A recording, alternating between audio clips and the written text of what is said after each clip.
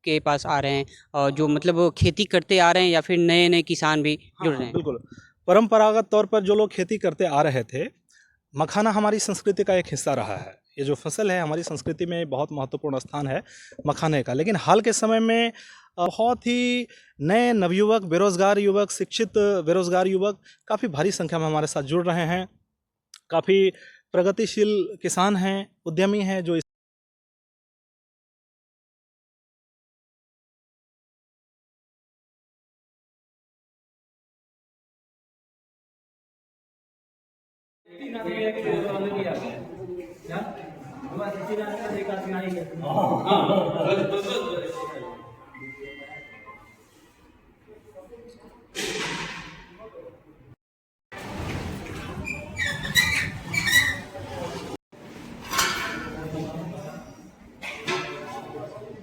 आपका सिटीजन आवाज़ में मैं हूं अफजल। मैं अभी दरभंगा अनुसंधान केंद्र में मौजूद हूं जो कि राष्ट्रीय अनुसंधान केंद्र हो गया। हमारे साथ senior scientist doctor Manoj ji हैं, उनसे बात करेंगे कि हमारे पीछे जो ये लोटस दिख रहा है, ये कौन सा लोटस है? सबसे पहले स्वागत है सर।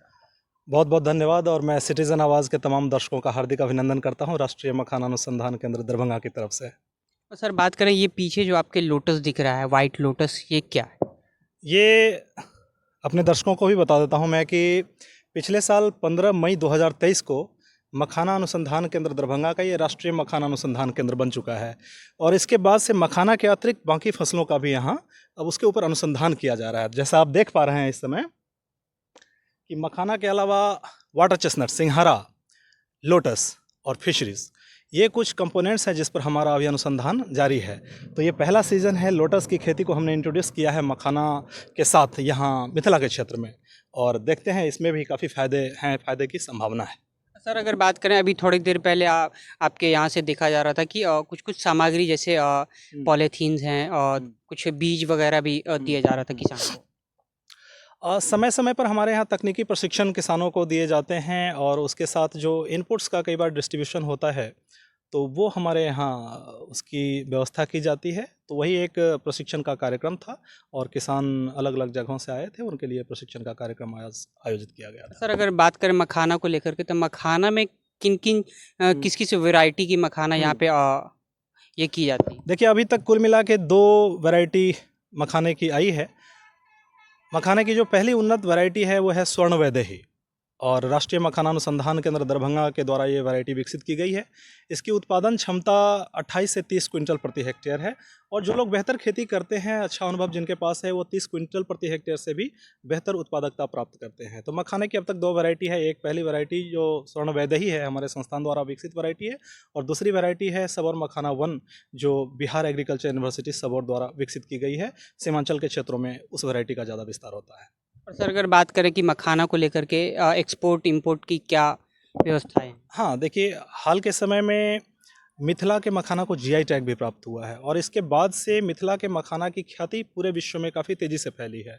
और मखाना में पाई जाने वाली पौष्टिकता, इसमें पाए जाने वाले औषधीय गुणों के प्रति जैसे जैसे पूरी दुनिया में जागरूकता बढ़ती है, वैसे वैसे मखाने की मांग बहुत तेज़ी से बढ़ रही है, और ये हमारे लिए एक बहुत ही सुनहरा मौका प्रदान कर रही है, बढ़ती हुई मांग। और ऐसे में बहुत सारे नए किसान, नए उद्यमी, नए युवा हमारे साथ जुड़ रहे हैं मखाना की खेती, मखाना के प्रसंस्करण से, मखाना के मूल्य संवर्धन से, और वो निश्चित तौर पर अच्छा लाभ कमा रहे हैं। और इसमें मुझे लगता है कि मखाने की खेती को, मखाने के मूल्य संवर्धन को, प्रसंस्करण को ढंग से बढ़ावा दिया जाए तो हमारी मिथिला की जो कृषि आधारित अर्थव्यवस्था है उसको निश्चित तौर पर मजबूती मिलेगी। और सर अगर बात करें कि इससे आर्थिक कितना उपलब्धि मिल रहा है? आर्थिक लाभों की अगर हम बात करें तो आज से 4 साल 5 साल पहले तक जहां 50,000 प्रति हेक्टेयर, 50,000 रुपये की आमदनी होती थी प्रति हेक्टेयर मखाने की खेती से, आज 1.5 लाख 2 लाख से ऊपर 2.5-3 लाख रुपए तक की आमदनी हो जाती है प्रति हेक्टेयर मखाना की खेती से।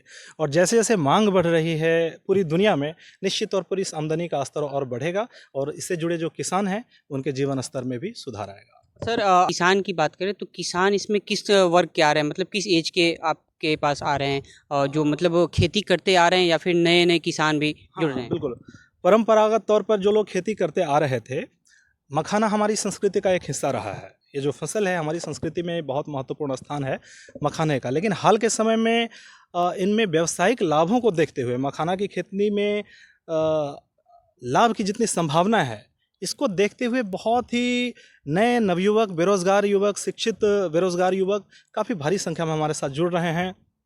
काफ़ी प्रगतिशील किसान हैं, उद्यमी हैं जो इस समय जुड़ रहे हैं। तो विभिन्न वर्गों से इस समय सबकी रुचि बढ़ी है। मैं तो कहता हूँ कि खेती में जितनी रुचि बढ़ी है, इसके मखाने के व्यवसाय में भी उसी हिसाब से रुचि बढ़ती जा रही है और तमाम वर्ग से लोग यहाँ आ रहे हैं और यहाँ से तकनीकी प्रशिक्षण भी प्राप्त करते हैं, हमारे संस्थान से अपना व्यवसाय स्थापित कर रहे हैं और निश्चित तौर पर वो फ़ायदा कमा रहे हैं। सर हमारे व्यूवर्स को आप बताएं कि अगर कोई प्रशिक्षण लेना चाहे तो किस माध्यम से आपके अनुसंधान केंद्र में आकर के प्रशिक्षण ले सकते हैं?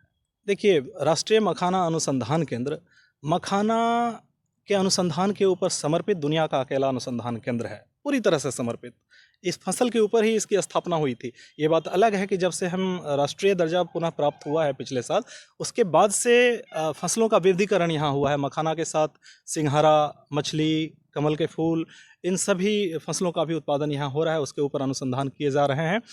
तो ये सारी जलीय फसलें हैं और मैं आपके दर्शकों को बताना चाहता हूं कि सामान्य तौर पर जलीय खेती में, जलीय फसलों में आमदनी की संभावना अन्य सामान्य जो कृषि फसल है उसकी तुलना में कई गुना ज़्यादा है। और ऐसे में नए किसान इससे जुड़ सकते हैं, नए प्रसंस्करणकर्ता इससे जुड़ सकते हैं, उद्यमी जुड़ सकते हैं और उन्हें अपनी खेती में, अपने उद्योग में जिस किसी तकनीकी सहायता की भी ज़रूरत होगी, मखाना अनुसंधान केंद्र, बल्कि राष्ट्रीय मखाना अनुसंधान केंद्र की तरफ से मैं अपनी तरफ से और अपने सभी साथी वैज्ञानिकों की तरफ से आपको आश्वस्त करता हूं कि उन सभी उद्यमियों का, उन सभी किसानों का हमारे अनुसंधान केंद्र में स्वागत है। हर संभव सहायता, तकनीकी